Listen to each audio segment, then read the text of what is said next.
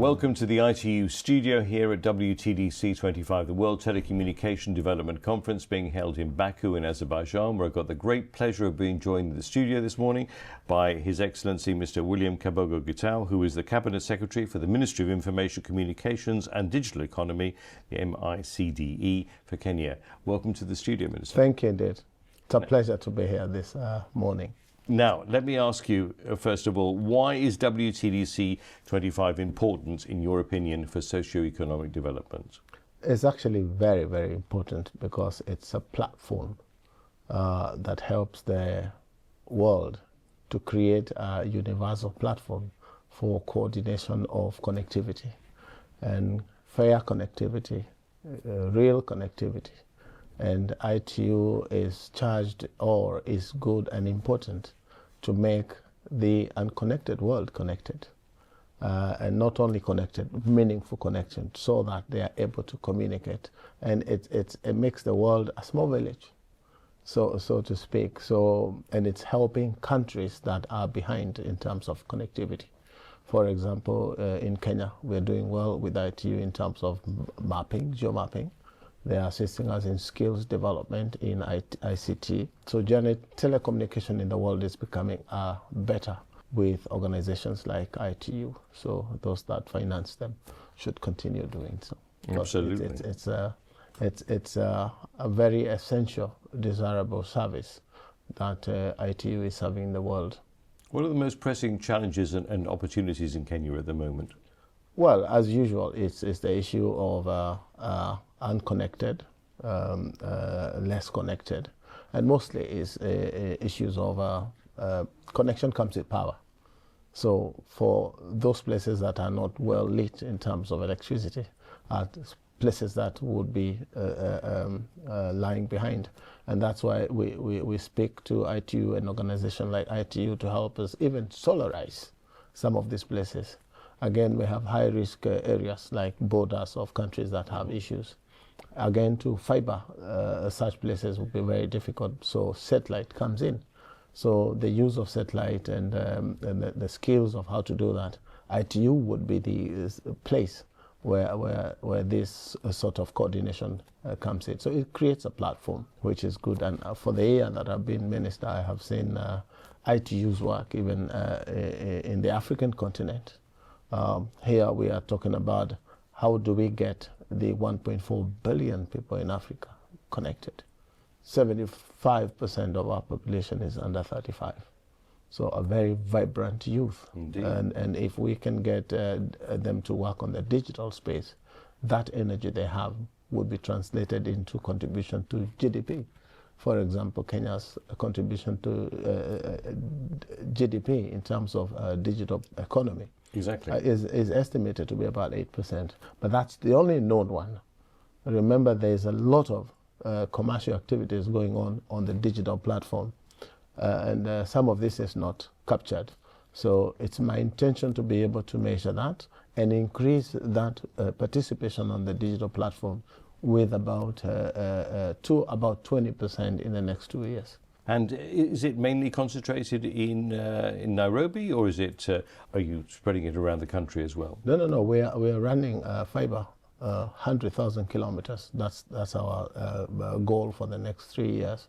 So far, we've done 24,000 kilometers, and we intend to connect every government facility, be it a hospital, be it a school, be it government buildings for services to Kenyans. We've managed to connect about 12,000 now, and our aim is 57,000 in the next calendar year. So we want to make sure that Kenya is completely connected. We're also starting digital hubs. Yes, I was going to ask you, because I mean, Kenya is doing remarkable work in advancing digital development in the country. Perhaps you could share some examples. Yes, that's what I was saying. We are laying a cable to make sure that the whole country is connected. Yep. But also to notice is that on mobile connectivity, Kenya is 97% connected. Right. So our aim is to make sure that even the 3% that is not connected is connected in the shortest time possible, either through satellite, because we haven't got power in those places, and also to make sure that we are doing 1,450 digital hubs one in every electoral ward, the smallest electoral segment of our society. And the idea is to use those hubs as training centers for young men, women, boys and girls to train on the digital space, so that they don't have to migrate from every corner of Kenya to come to the cities to enjoy digital platform jobs. So we are connecting high-speed internet to every corner of the Republic. And that must be also helping with mobile money as well, with Kenya being a digital pioneer, M-Pesa, etc. We're the pioneers of M-Pesa. Exactly, absolutely. Believe you me, we transact $982 million every day on mobile Pesa. Of course, we are now benchmarking most countries on this sort of, and we're happy to share. And with things like ITU, you will find that ITU would connect Kenya to other nations that would want to go this road. So this platform is really useful. And what about cybersecurity? Are you happy with progress on that? Well, with the advance and the fastest growing industry is the space. The threats also become more. Sure. So we've just put in a new agency. We have started the National Cybersecurity Agency, under which the National Cyber Committee will be working.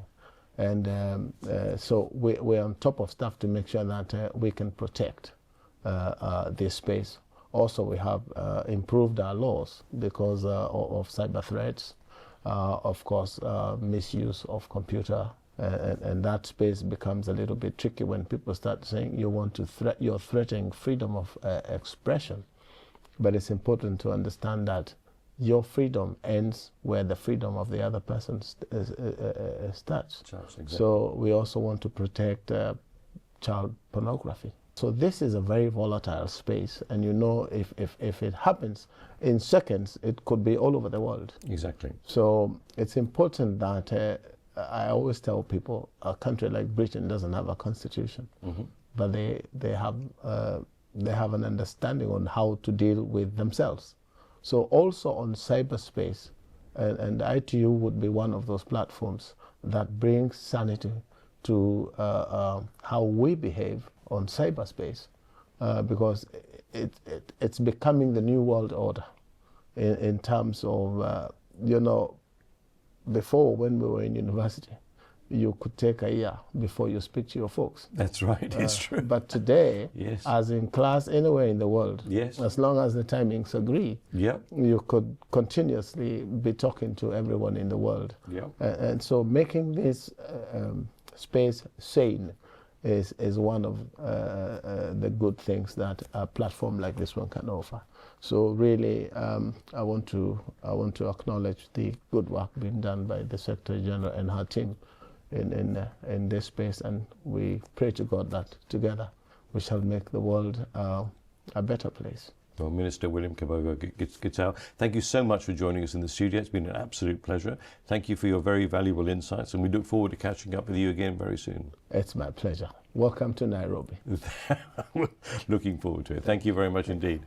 And if you've enjoyed this interview, which I'm sure you will have, then do check out our other interviews on our YouTube channel, our podcast, wherever you get your podcasts from. And for further information, visit our website at www.itu.int/WTDC-25.